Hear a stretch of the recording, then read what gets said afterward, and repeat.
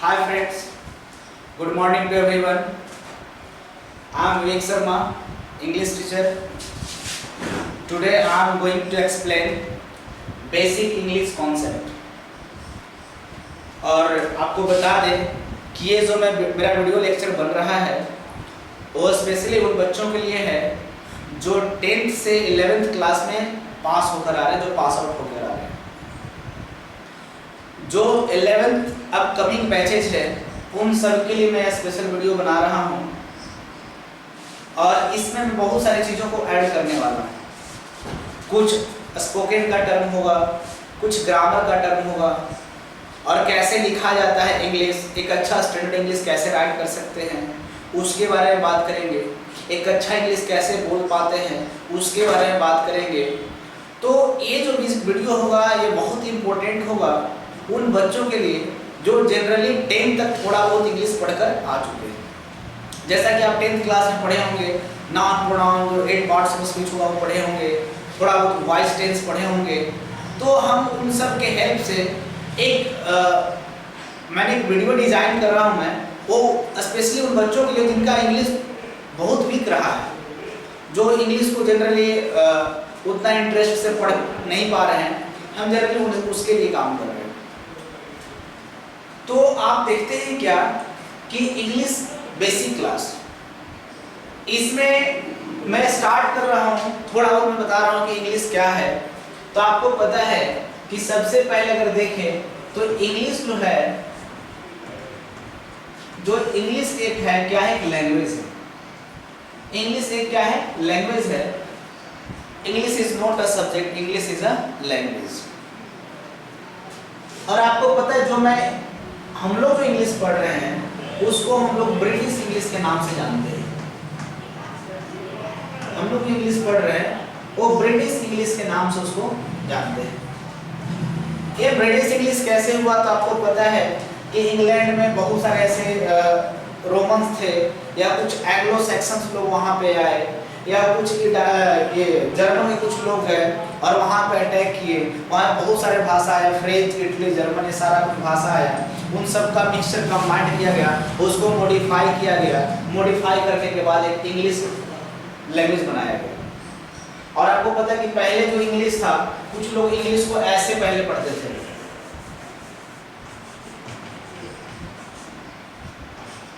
English ऐसे था, क्योंकि एंग्लो से निकल कर आया था। फिर मॉडिफाई हुआ, इसका नाम इंग्लिश रखा गया। तो इंग्लिश लोग ऐसे पढ़ते थे, फिर इसको मॉडिफाई किया गया तो इसको पूरा नाम इंग्लिश लैंग्वेज रखा गया। तो इंग्लिश ऐसे ऐसे बढ़ा आगे। फिर हम आगे देखते हैं क्या कि अब इंग्लिश लैंग्वेज है तो लैंग्वेज को बोलने के लिए हमें बहुत सारी चीज़ों का ज़रूरत पड़ेगा। जैसे वर्ड्स पहचानना आना चाहिए, सेंटेंस कौन सा बोलेंगे, कौन सा टाइम में कौन सा सेंटेंस का यूज़ करेंगे, कौन सा सेंटेंस किस टेंस में बोलना है, वो सारा कुछ आपको पता करना होगा। तो हम पढ़ते हैं इसमें क्या,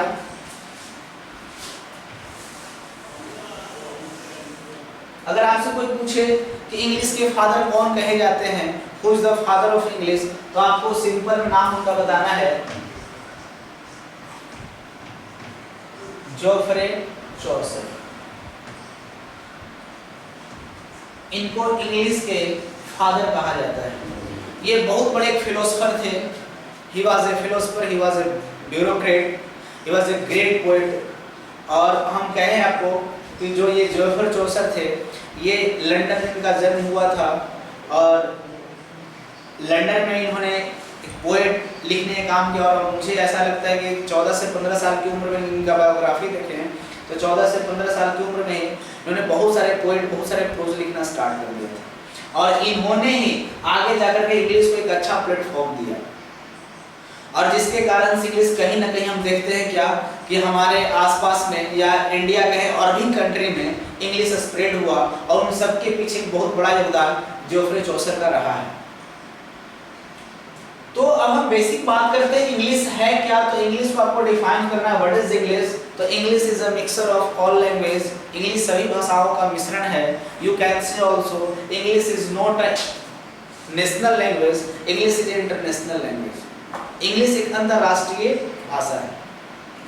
एज यू नो दैट, जैसा कि आप जानते हैं, nowadays English is very important for every citizenship who wants to get a good job, private sector as well as government sector, they require a basic English spoken.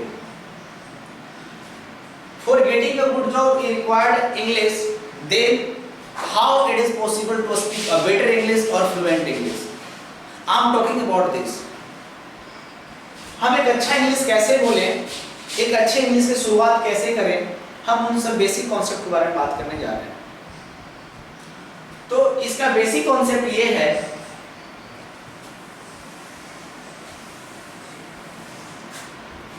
आप लोग 10th class में कुछ पढ़े होंगे, उसी के आधार पर आगे मैं बढ़ता हूँ। तो सबसे फर्स्ट जो आपको बेसिक पढ़ना है इंग्लिश ग्रामर के अंदर, जिसको हम लोग बोलते हैं parts of speech. Parts of speech, ये पार्ट्स ऑफ स्पीच क्यों जरूरत है? तो ये जो पार्ट्स ऑफ स्पीच जो हमें जरूरत है इसलिए कि आपको पता है कि बहुत सारे अल्फाबेट को मिला करके एक वर्ड बनाया जाता है। बहुत सारे अल्फाबेट को मिलाएंगे क्या बनेगा? एक वर्ड बनेगा।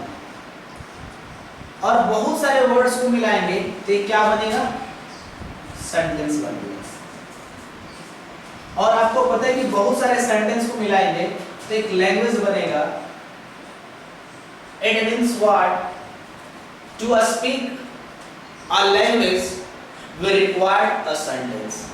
हमें किसी भाषा को बोलने के लिए सेंटेंस की जरूरत पड़ेगी। We make a sentence. When we are going to make a sentence, we require word. हम जब सेंटेंस बनाने जाएंगे तो हमें वर्ड्स की जरूरत पड़ेगी।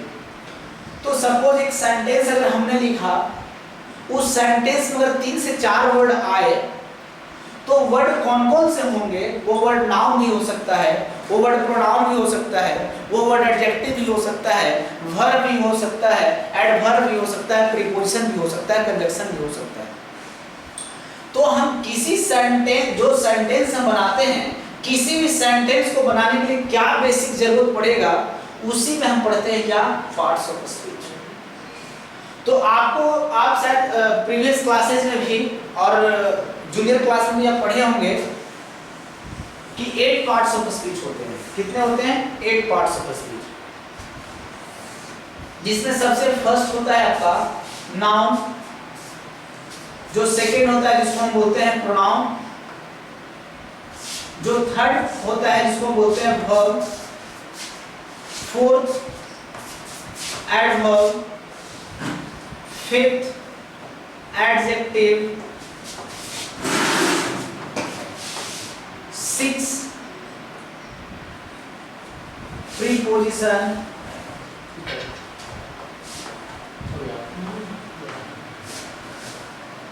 conjunction,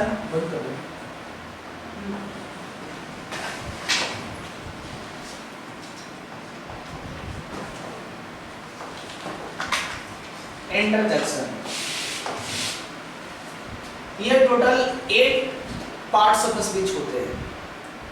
और ये बेसिकली हमें जरूरत इसलिए पड़ता है कि जब भी कोई हम सेंटेंस बनाते हैं तो उसमें बहुत सारे वर्ड आते हैं। वो वर्ड कौन कौन से हो सकते हैं, उन सबको जानने के लिए, पहचानने के लिए, एक अच्छे तरीके से समझने के लिए हमें इन 8 का जरूरत पड़ता है। इसके बाद अगर थोड़ा और आगे बढ़ें, स्टैंडर्ड इंग्लिश में बढ़ते हैं, तो इसके बाद हमें एक और टॉपिक पढ़ना होता है जिसको हम बोलते हैं figure of speech. Figure of speech. अब ये कौन सा टर्म है, इसका क्या यूज है? तो बेसिकली देखते हैं क्या, सपोज एक सेंटेंस लिखते हैं।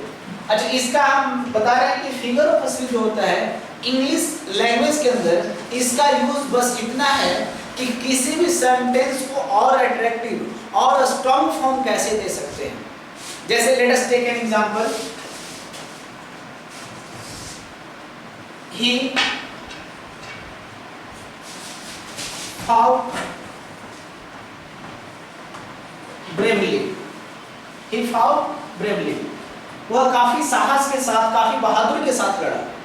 ये नॉर्मल एक सेंटेंस बनाए, बहुत सारे इन शब्दों का यूज करके, वर्ड्स का यूज करके एक सेंटेंस हमने बनाया, he fought bravely।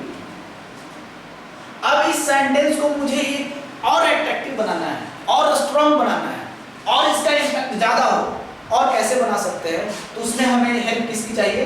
Figure of speech. अब सपोज इस सेंटेंस को और स्ट्रॉन्ग बना रहे हैं तो क्या लिख सकते हैं? he fought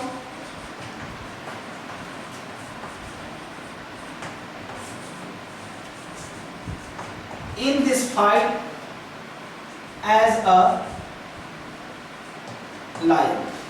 वह इस लड़ाई में शेर की तरह लड़ा, इसमें बहादुरी से लड़ा, शेर की तरह लड़ा। थोड़ा सा और स्ट्रॉन्ग हुआ, थोड़ा सा और इम्पैक्ट बढ़ा, थोड़ा सा और अट्रैक्टिव हुआ। और इसको बना सकते हैं, अब इसको ऐसे लिखें, he was lion in this fight, he was lion in this fight। वह इस लड़ाई में शेर था। अब हम देखते हैं क्या एक नॉर्मल सेंटेंस को हम किस तरह से स्ट्रॉन्ग बना रहे हैं, एक नॉर्मल सेंटेंस को किस तरह से अट्रैक्टिव बना रहे हैं। तो मेन बेसिक जो यूज होता है फिगर ऑफ स्पीच का, how to make attract a single sentence, how to make attract और स्ट्रॉन्ग अ सेंटेंस और अ पैराग्राफ। हम किसी पैराग्राफ को, किसी पैसेज को, किसी भी सेंटेंस को स्ट्रॉन्ग कैसे बनाएं, इसके बाद आगे बढ़ते हैं।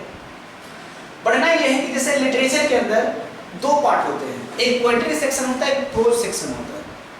तो इसका जो बेसिक फंक्शन है, इसका जो मेन वर्क है वो लिटरेचर के अंदर है, इसका जो मेन वर्क है वो ग्रामर के अंदर है। यानी दोनों का अलग अलग फंक्शन है, इसका फंक्शन ग्रामर के अंदर है, इसका फंक्शन कहाँ है? लिटरेचर के अंदर है। लेकिन अभी जो हमारा बेसिक कॉन्सेप्ट का हमारा फोकस किस पे है? तो हमारा फोकस है how to read well English, या हाउ टू स्पीक इंग्लिश, या हाउ टू राइट इंग्लिश। मेरा फोकस इस चीज पे है। तो हम देखते हैं क्या, ये दो बेसिक कॉन्सेप्ट सीखने के बाद आपको अच्छा इंग्लिश लिखने के लिए आपको दो चीज और पढ़ना होगा, जिसको हम थर्ड नाम देते हैं सेंटेंस। क्या होगा? सेंटेंस। इसके बाद एक और आ जाता है फोर्थ, टेंस। अगर सपोज इस चार चीज को आप पढ़ते हैं, इस चार चीज को आप बेसिक जान चुके हैं, तो इंग्लिश बोलने में मुझे ऐसा नहीं लगता कुछ प्रॉब्लम होगा। आप 10th क्लास में लगभग आई थिंक इन सारी चीजों को आप पढ़े भी होंगे, जानते भी होंगे, लेकिन अपने डेली लाइफ में यूज नहीं कर पा रहे, डेली लाइफ में क्लियर स्पीकिंग नहीं कर पा रहे। और nowadays English is very important to get a good job. You know very well about this. So how it start? Next आगे बढ़ते हैं।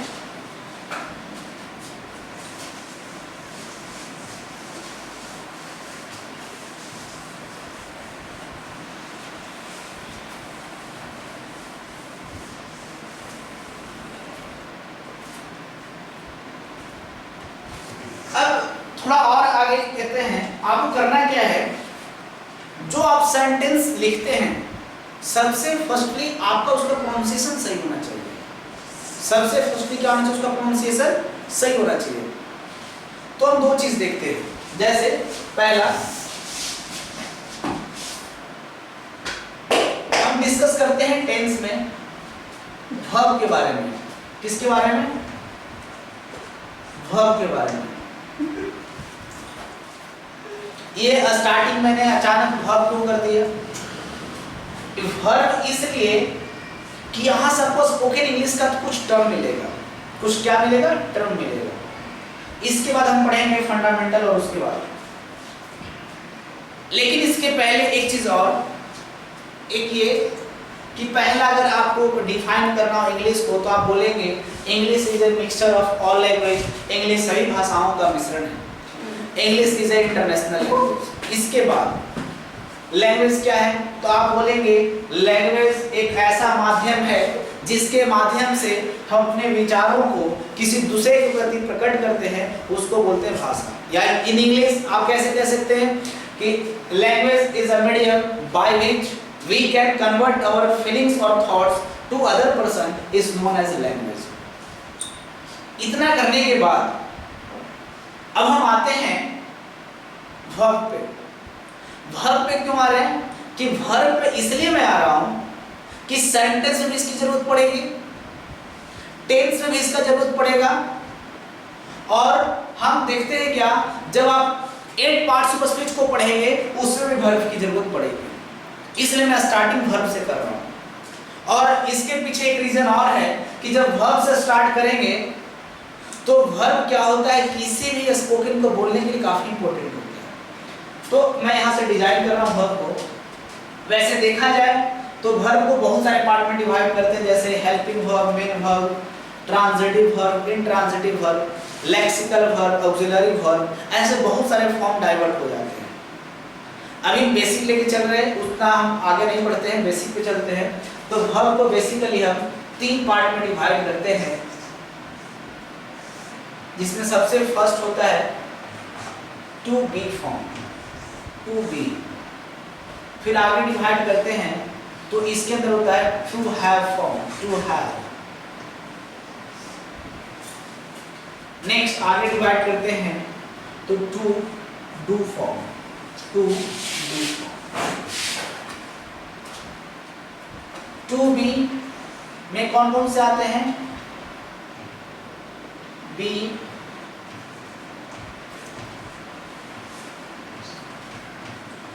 is, am, are, was, were।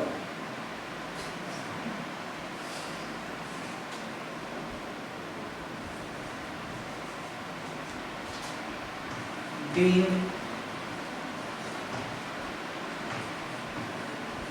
been। ये टोटल 8 होते हैं, 1 2 3 4 5 6 7 8। ये टोटल 8 फॉर्म होते हैं बी के। इसके बाद टू हैव, टू हैव कितने होते हैं, हैव, हैज, हैड। अब टू डू के फॉर्म कितने होते हैं, डू, डिड, डज। अब पहले हम इतनों को क्या करके स्टडी करेंगे। इन 8, ये 3 और ये 3, ये टोटल के बारे में हम स्टडी करेंगे, इनका हमारे स्पोकन में क्या यूज है। तो सबसे पहले बी के फॉर्म। सपोज आप देखिए यहाँ पे, अगर प्रेजेंट टेंस की बात करें या प्रेजेंट में अगर देखें, टेंस में रहेंगे, प्रेजेंट में देखें तो प्रेजेंट में इज, एम, आर। पास्ट में वाज। इन दोनों को बदले क्या यूज करेंगे हम, वाज। और इसको बदले क्या यूज करेंगे, were. In future will use, shall be, will be। फिलहाल हम इतना देखते हैं। इसके बाद पहले इन तीनों को यूज करते हैं। सपोज यहां पे example, I am student. How you have pronounce, आप ये प्रोनाउंस को कैसे करेंगे, हाउ यू विल प्रोनाउंस। कुछ लोग इसको आई बोलते हैं, I, not I, I. What pronounce, I. M, not M, am, am student, आम स्टूडेंट। प्रेजेंट, मैं एक विद्यार्थी हूं, I'm student, not I, not M, आम।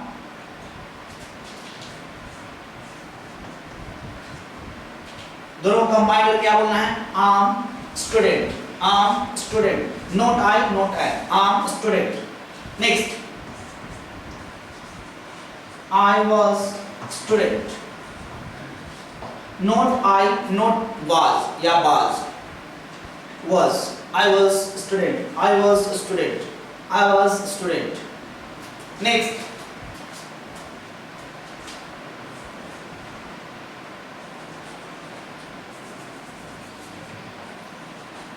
well, they student, well, we student, how you will pronunciate it? I will student, I will student। when we combine this two term, I'll be student, I'll be student। तो आप सबसे पहले इस चीज पे focus करें, how to pronounciate, आपको pronounciation कैसे करना है।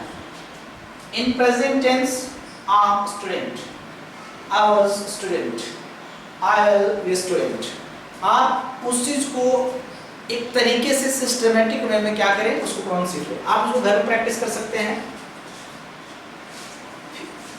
अब प्लूरल में चले जाएं, you are student, you are student, are नहीं, not are, you are student, you are student,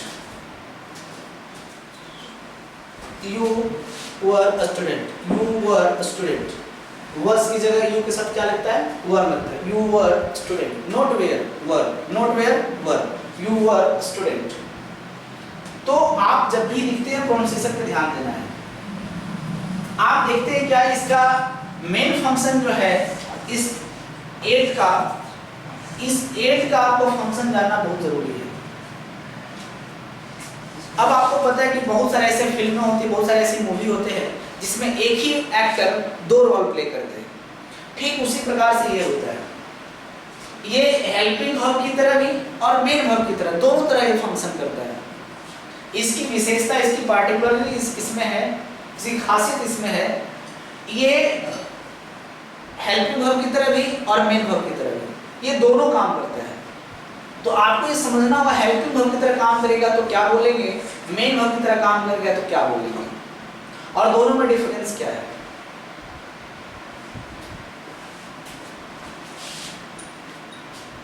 यहां पर बात करते हैं आम स्टूडेंट। अब इन दिस सेंटेंस आम is not helping verb, it is a main verb, not helping verb, it is a main verb। Main verb कैसे है? आप स्टडी किए होंगे पहले कि इज, एम, आर, इसके जस्ट बाद V4 का यूज करते हैं। After is, am, are we use fourth form of the verb. Is, am, are के बाद जनरली V4 का यूज करते हैं, लेकिन इस एम के बाद यहां पे कोई V4 का टर्म नहीं है, और जब इज, एम, आर के बाद कोई भी V4 का टर्म ना हो, वर्ब प्लस ing ना हो, तो वहां पे इज, एम को हम मेन वर्ब मान लेते हैं। अगर बेसिक में देखा जाए तो एक सेंटेंस ऐसे कह सकते हैं कि nobody can make a single sentence without main verb, क्योंकि बिना मेन वर्ब कोई सेंटेंस बना ही नहीं है, ना बनने की पॉसिबिलिटी है। तो कोई भी सेंटेंस को बनाने के लिए वी रिक्वायर्ड मेन वर्ब। अगर सपोज ऐसा मान लें इस सेंटेंस के अंदर हम इसे हेल्पिंग वर्ब अगर एज्यूम करते हैं, मानते हैं, अगर इस सेंटेंस के अंदर हेल्पिंग वर्ब मानते हैं, तो फिर ये ग्रामर इसको एक्सेप्ट नहीं करेगा। फिर ग्रामर के अनुसार ये क्या हो जाएगा? रॉन्ग हो जाएगा। तो अब इस सेंटेंस के अंदर एम मेन वर्ब की तरह होगा, तब ग्रामर इसको एक्सेप्ट करेगा। तो जब इज, एम, आर के जस्ट बाद V4 का टर्म नहीं होता है, तो उस सेंटेंस में एम को मेन वर्ब माना जाता है और ये सिंपल प्रेजेंट के अंतर्गत आता है। आप जब टेंस पढ़े होंगे सिंपल प्रेजेंट और प्रेजेंट इंडेफिनिट, तो बहुत सारे एक्सपोर्ट बुक में या बहुत सारे ऐसे किताबों में लिखा हुआ है कि सिंपल प्रेजेंट और present indefinite both are same, दोनों क्या है, सेम है, लेकिन दोनों सेम नहीं है, there is a major difference. Difference ये है कि जब इज एम आर का यूज हम मेन वर्ब में करते हैं और वहां पे कोई भी एक्शन परफॉर्म नहीं होता है तो उसको हम मानते हैं कि इसमें सिंपल प्रेजेंट में उसको कंसीडर करते हैं। रिपीट अगेन, अगर किसी सेंटेंस में इज एम आर का प्रयोग होता है और उस सेंटेंस में अगर कोई भी एक्शन नहीं होता है तो उस सेंटेंस को हम सिंपल प्रेजेंट के तहत मानते हैं। और जिस सेंटेंस में is am are main verb की तरह होता है और उसके जस्ट बाद V4 होता है, जिस सेंटेंस में is am are helping verb की तरह होता है और उसके जस्ट बाद V4 होता है तो उसको हम प्रेजेंट कंटीन्यूअस मान लेते हैं। अब यहां पे देखें, I was student, I was student, इसमें क्या, ये was, और आपको यही रूल पता होगा एक तो कि was और were के जस्ट बाद, was और were के जस्ट बाद V4 का प्रयोग करते हैं। जिस तरह से is एम आर के बाद V4 होता है, ठीक उसी प्रकार से was और were के बाद क्या होता है, V4 होता है। अगर सपोज यहाँ पे हम इसको मेन वर्ब माने, क्योंकि इसके जस्ट बाद तो V4 नहीं है और जब इसका V4 नहीं है तो ये तो मेन वर्ब में हो गया सिमिलरली इसकी तरह, और जब ये V4 यहाँ पे नहीं तो हेल्पिंग वर्ब की तरह है। तो एक चीज ध्यान रखना है आपको कि अगर किसी सेंटेंस में इज एम आर के बाद V4 अगर नहीं हो तो उसको हम मेन वर्ब मान लेते हैं, अगर वाज वर्ब के बाद V4 नहीं हो तो वाज वर्ब को हम मेन वर्ब मान लेते हैं। इसका मतलब ये देखते हैं कि जो टू बी फॉर्म है ये हेल्पिंग वर्ब और मेन वर्ब दोनों की तरह काम करता है। क्लियर? अब आते हैं टू हैव और टू हैज और टू हैड फॉर्म में। इसमें देखना है क्या, जैसे सिंपल सेंटेंस हम जितने बोलते हैं, I have a pen, I have a book, she has a pen, she has a doll. तो जब इन सब का यूज हम लोग सिंपल में करेंगे, what is the use of do did does, तो डू डिड डज का यूज जनरली हम इंट्रोगेटिव फॉर्म बनाने में करते हैं। How to make interrogative, interrogative जब बनाते हैं हम तो वहां पे डू डिड डज का यूज करते हैं। या यू कैन से आल्सो जब हम एम्फैटिक बनाते हैं, एम्फैटिक सेंटेंस, तो वहां पे भी डू डिड डज का यूज करते हैं। क्लियर है? तो अब हमें देखना क्या है, इसके जस्ट बाद जो हम डिस्कस करेंगे, इसके जस्ट बाद एक छोटा सा चैप्टर है जिसको हम बोलते हैं आर्टिकल, और आर्टिकल को बता इसके बाद, जस्ट इसके बाद जब से ये खत्म हुआ, इसके बाद आर्टिकल जब हम पढ़ेंगे तो आर्टिकल में बहुत सारा कॉन्सेप्ट आपको समझ में आएगा। और जब तक आर्टिकल नहीं पढ़ेंगे तो ये समझ में नहीं आएगा कि काउंटेबल नाउन किसको बोलते हैं, अनकाउंटेबल किसको बोलते हैं, किसके पहले ए होगा, किसके पहले एन होगा, कहाँ पे किसको डेफिनिट बोलेंगे, कहाँ पे किसको इनडेफिनिट बोलेंगे। क्लियर? जब तक ये पता नहीं चलेगा तो हम क्या करेंगे, उसको सही से क्लियरली कर नहीं पाएंगे। तो जस्ट इसके बाद जो हम देखेंगे, जस्ट इसके बाद जो हम स्टार्ट करेंगे वो होगा आर्टिकल, है ना। और आर्टिकल पढ़ने के बाद ये वर्ब पूरा कंप्लीट होने, वर्ब में दो फंक्शन और है, वर्ब पूरा कंप्लीट होने के बाद, आर्टिकल पूरा कंप्लीट होने के बाद, सेंटेंस कंप्लीट होने के बाद, फिर हम लोग एक बेसिक इंग्लिश का एक वीडियो डालेंगे, एक बेसिक इंग्लिश का, स्पोकन इंग्लिश का, नॉट ग्रामर, स्पोकन इंग्लिश का एक स्पेशल वीडियो डालेंगे। इसी के बेसिस पे, वर्ब के बेसिस पे, सेंटेंस के बेसिस पे, आर्टिकल के बेसिस पे, इन तीनों के बेसिस पे हम क्या करेंगे कि वीडियो डालेंगे स्पोकन से रिलेटेड, वो ज़्यादा बेहतर होगा। क्योंकि जब तक हम इस 3 टॉपिक को नहीं सीखेंगे, जब तक इन 3 टॉपिक को हम क्लियर नहीं करेंगे, तब तक आगे स्पोकन करना थोड़ा सा प्रॉब्लम क्रिएट हो सकता है। इम्पॉसिबल नहीं है, कर सकते हैं, लेकिन थोड़ा प्रॉब्लम होगा। तो उस प्रॉब्लम ना आए, है ना, उसके लिए पहले इन 3 चीज को हम पहले पढ़ेंगे, उसके बाद आगे हम बेसिक कंटिन्यू करेंगे। ओके, फिर मिलते हैं नेक्स्ट क्लास में, नेक्स्ट वीडियो।